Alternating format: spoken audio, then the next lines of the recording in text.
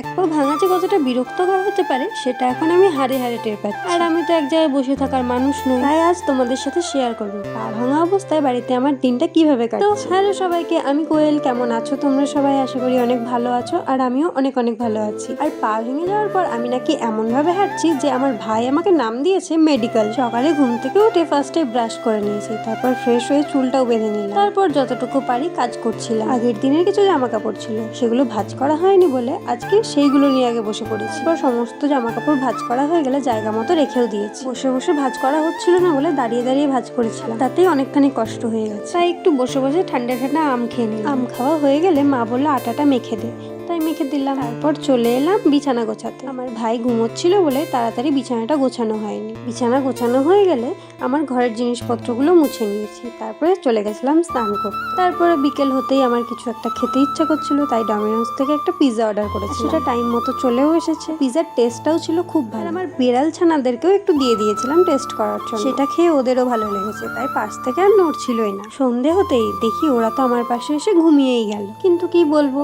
সময় যেন কিছুতেই কাটছিল না। ফোন আর কতক্ষণই বা ঘাটা যায়। তোমরা তো জানোই আমি কতটা উড়নচণ্ডী, তাই শেষ পর্যন্ত বসে পড়লাম আসন সেলাই করতে। তো এই ছিল আমার পা ভাঙা অবস্থায় কাটানো দিনের গল্প। সবাই ভালো থেকো, সুস্থ থেকো। দেখা হচ্ছে আবার খুব তাড়াতাড়ি আমার নেক্সট ভিডিওতে। টাটা, রাধে রাধে।